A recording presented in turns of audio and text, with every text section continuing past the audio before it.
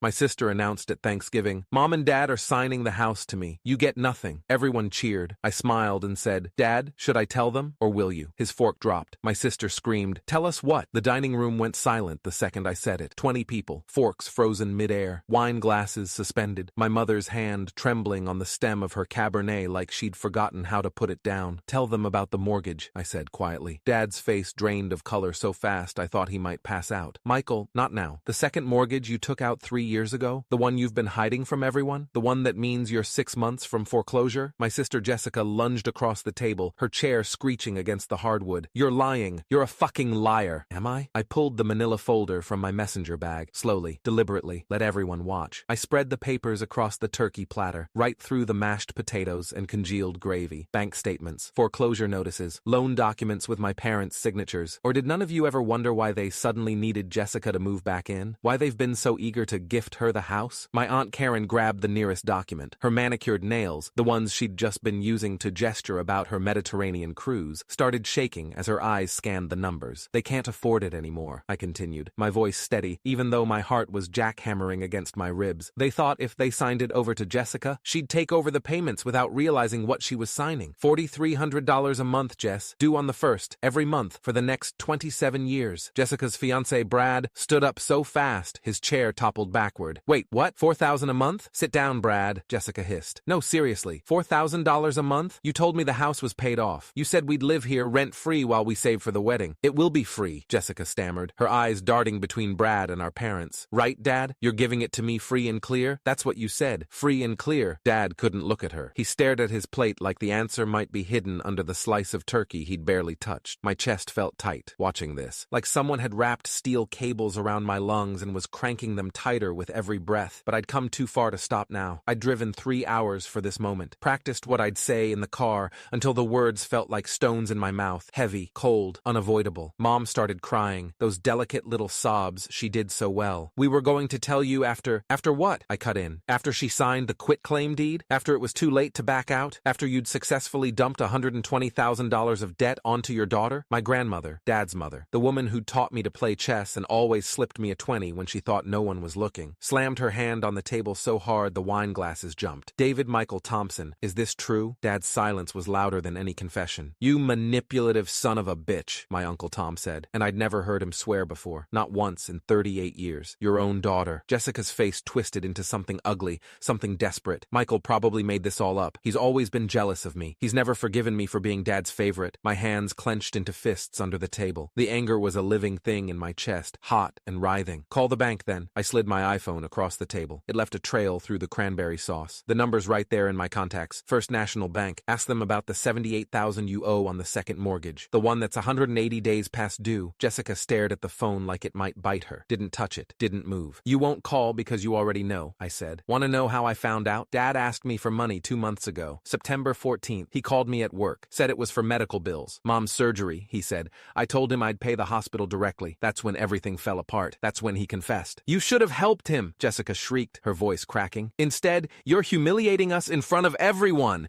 In front of Grandma, in front of Brad's parents." I offered to help. I offered to pay off $15,000 toward the mortgage. You know what Dad said? I looked around the table. Everyone was listening now. Aunt Karen had her phone out, probably already texting the family group chat. My cousin Rachel was recording on her phone, holding it low like I wouldn't notice. Uncle Tom had gone completely still, the way he did when he was furious. Brad's parents looked like they wanted to sink through the floor. "He said you deserved the house more because you stayed close, because you visit every Sunday, because you're the good daughter, the one who didn't abandon the family by moving to Chicago for a stupid job." My aunt's face went hard as granite. "So you were going to trick her into financial ruin? Your own child?" "We thought she'd figure it out eventually," Mom whispered, dabbing at her eyes with her napkin. The cloth came away streaked with mascara. "Before or after she signed?" my cousin Rachel asked. She was in law school. She knew exactly what she was asking. Brad grabbed his coat from the back of his chair. "I'm done. Jessica, I'm not marrying into this circus. I'm not signing up for a lifetime of debt and lies." "Brad, wait, please!" Jessica chased him toward the front door, her heels clicking frantically on the hardwood. I heard her pleading, crying, begging. The slam of the door echoed through the entire house. My throat burned. My eyes stung, but I stayed quiet. Let the silence do the work. Let them all sit with what they'd just learned. Jessica came back 30 seconds later, mascara running down her cheeks in black rivers, her lipstick smeared where she'd tried to kiss Brad before he left. laughed. You did this, she said, her voice hoarse. You ruined everything. My engagement, Thanksgiving, my entire life. You couldn't just let me be happy. I saved you, I said quietly. You're welcome. We needed you, Dad said weakly, finally looking up. His eyes were bloodshot. Both of you. As a family, we could have. You used us, I interrupted. There's a difference between needing help and setting a trap. I stood up. My legs felt shaky, but I didn't let it show. My grandmother touched my arm, her grip surprisingly strong for 82. How much do they really owe? Total? $78,000 on the second mortgage, another $42,000 on the first. That's if they pay it all off today. If it goes to foreclosure, they'll owe more. Fees, legal costs, penalties. Jesus Christ, Uncle Tom muttered. 120 grand. Jessica collapsed back into her chair, staring at the papers like they were written in a foreign language. I don't have that kind of money. I make $40,000 a year at the dental office. Brad makes 50. We were barely going to afford the wedding. Nobody has that kind of money just lying around, I said. That's the whole point. They were going to drown you. Mom sobbed harder, her whole body shaking. We're going to lose everything. The house, our retirement, everything. You already lost it, my grandmother said, her voice colder than I'd ever heard it. The moment you decided to deceive your own children instead of asking for help honestly, the table erupted. Aunt Karen yelling at Dad about responsibility and trust. Uncle Tom demanding to see the full mortgage documents, all the paperwork, everything. My cousins taking photos of the papers with their phones, zooming in on the account numbers and due dates. Jessica crying into her hands, her shoulders heaving. Brad's car starting outside, the engine revving hard before the tires screeched,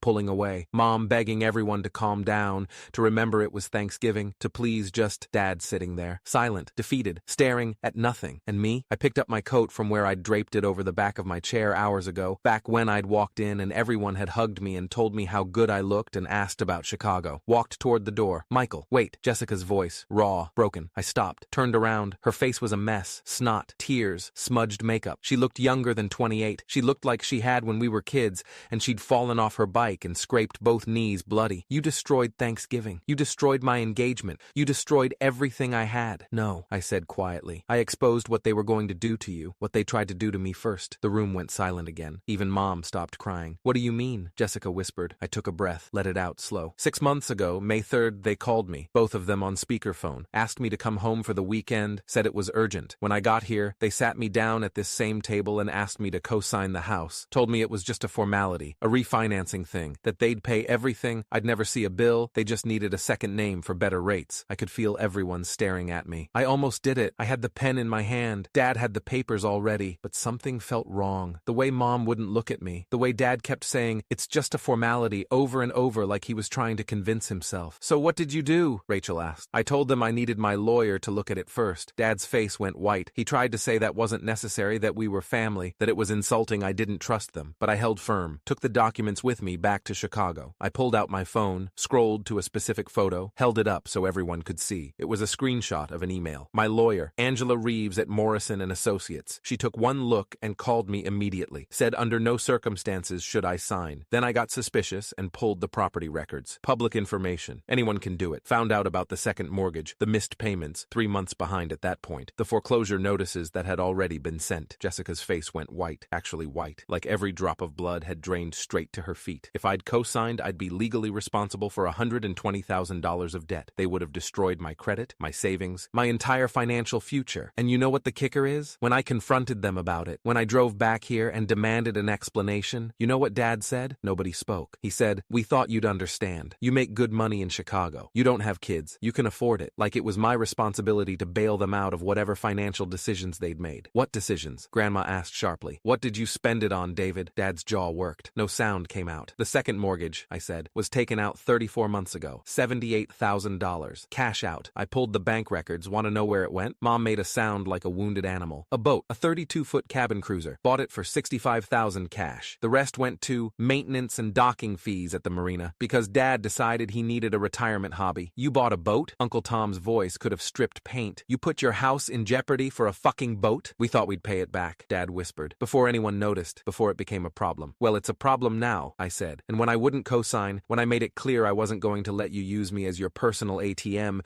you moved on to plan B. Jessica, my sister's face crumpled. They said they wanted me close, that they were getting older, that the house was too big for just the two of them, that if I moved home, they'd help with the wedding, I could save money, it would be like old times. And you believed them because why wouldn't you? I said, and I meant it. They're our parents. We're supposed to trust them. This is insane, Brad's mother said from the corner. I'd forgotten she was was even there. You were going to saddle my son with this debt without telling him? Brad didn't need to know, Mom said defensively. The house would be in Jessica's name only. They're getting married. Brad's dad stood up. Do you understand how marital debt works? Do you understand what you were about to do to our family? The yelling started again, louder this time. My uncle demanding Dad sell the boat immediately. My aunt saying that wouldn't be enough. They needed to sell the house, downsize, declare bankruptcy if necessary. Rachel pulling up foreclosure law on her phone, reading out loud about timelines and legal options. Grandma sitting there, stone-faced, looking at her son like she didn't recognize him. Jessica just sat there, staring at nothing. I walked over to her, crouched down next to her chair. I know you hate me right now, I said quietly, just for her. But in 6 months, maybe a year, you're going to realize I just saved your life. Brad too, probably. You were about to sign away your future for a lie. She looked at me. Her eyes were empty. How long have you known about them trying to trap you? 2 months. Dad called me September 14th asking for money. Said it was for medical bills. When I said I'd pay the hospital directly, he broke down. Told me everything. The debt, the foreclosure timeline, the plan to give you the house. He actually asked me to keep quiet about it. Said if I really loved the family, I'd let them handle it their way. Why didn't you tell me right away? I tried. 3 times. Called you, texted, even drove down one weekend. You were always with Mom and Dad or busy, or you'd say, not now, I'm planning the wedding. They made sure I could never get you alone. She looked at the papers spread across the table. Is it really that bad? It's worse. I didn't mention the credit card debt, another $18,000 across 4 cards, or the personal loan from Dad's brother in Florida, 12 grand, or the— Stop, she whispered. Just stop. I stood up. My knees cracked. I felt 1,000 years old. For what it's worth, I said, I really am sorry about Brad, but better to find out now than after you're married and legally tied to all of this. He's not coming back, she said dully. I know he's not. His parents have been pushing him to reconsider the engagement for months. They think I'm beneath him. This just gave him the excuse he needed. Then he's an idiot and you deserve better. She laughed. It sounded like breaking glass. Do I? I was about to let them trap me. I was so desperate to feel special, to feel chosen, that I didn't ask any questions. You're smarter than me. You always have been. That's not— Yes, it is, she said firmly. And we both know it. I made it to the front hallway before my grandmother caught up with me. For someone who complained about her hip, she moved pretty fast when she wanted to. You did the right thing, she said. Doesn't feel like it. It never does. But sometimes love looks like a wrecking ball. Sometimes you have to destroy the lie before you can build something true. I nodded. Didn't trust my voice. I'm calling my financial advisor tomorrow, she continued. I have some money set aside. Not enough to save the house, but enough to help them find an apartment. Somewhere small, manageable. They're going to have to learn to live within their means. Thank you. Don't thank me. I'm furious with them, but they're still my son and daughter-in-law, and I won't let them be homeless. She paused. What about you? Are you really okay? I will be. Your father will never forgive you for this. I know. Your mother will try to make you the villain. She'll tell everyone you humiliated them on purpose, that you enjoyed it. I know that too. She hugged me, hard. She smelled like lavender and peppermint, the same as always. You're a good man, Michael. Better than they deserve. Don't let them make you forget that. I left through the front door, didn't look back. The texts started before I even got to my car. Jessica, I hate you. Then but thank you. Then I don't know what to feel. Then Brad blocked me. I didn't respond. Anything I said would be wrong. My phone rang. Unknown number. I answered anyway. Is this Michael Thompson? A woman's voice. Professional. Crisp. Yes? This is Detective Sarah Vance with the Cook County Fraud Division. We received a tip about a potential mortgage fraud scheme involving your parents and sister. Do you have a few minutes to talk? My stomach dropped.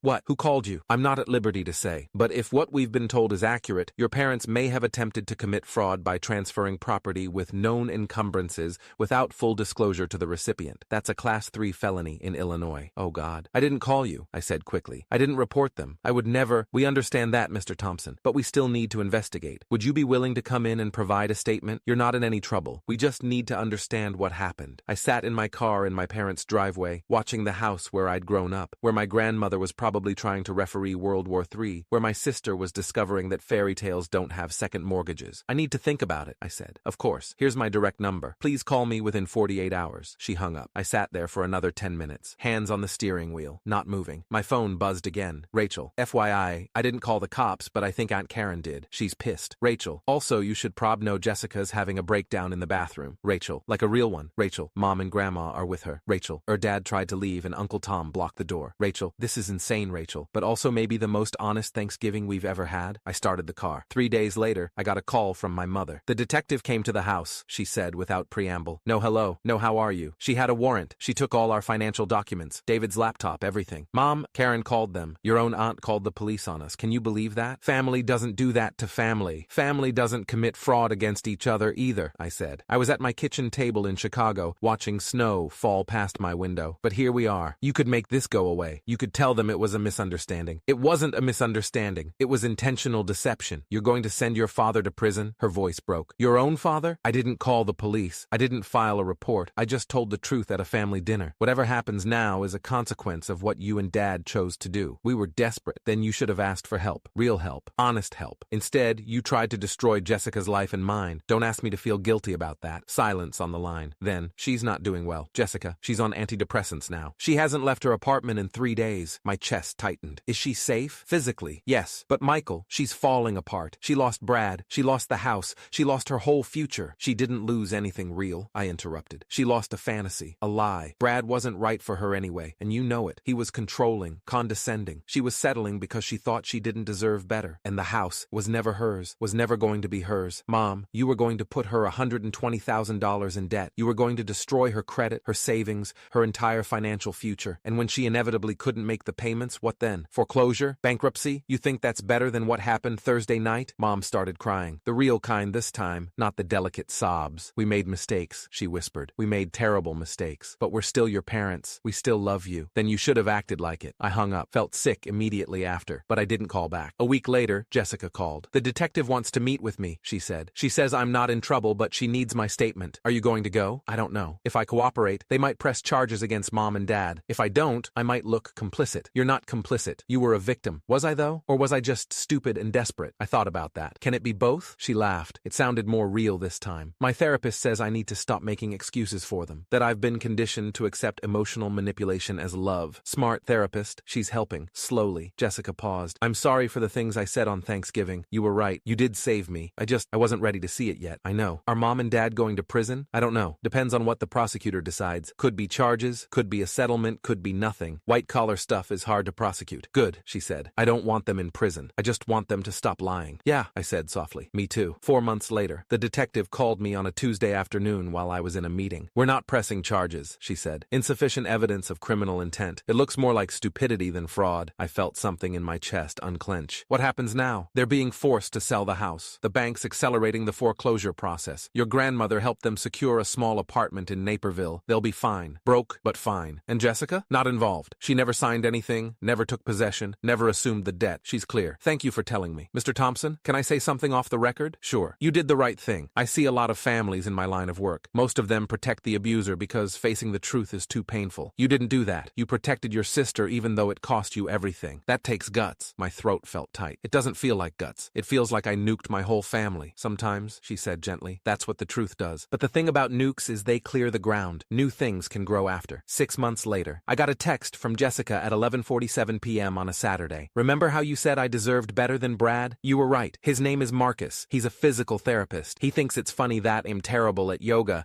and he knows about Thanksgiving. I told him everything on the second date. He didn't run. I think you'd like him. I smiled at my phone in my dark bedroom. Send me a picture, she did. A selfie of her and a guy with a warm smile and kind eyes. They were at a restaurant. She looked happy. Really happy. Not the desperate, performative happy she'd done with Brad. Real joy. He's got a good face. I texted back. Bring him for Christmas? We're doing Christmas? I'm doing Christmas with you, I replied. And Grandma. And whoever else wants to show up. New traditions. Mom and Dad? I thought about that. If they want to come, they can. But no more lies. No more schemes. No more family means you owe us. Just honest, small, real deal, she wrote. Then, I love you. I should say that more. Love you too, I typed. Even when you hate me. Especially when I hate you. That's when you deserve it most. I fell asleep smiling.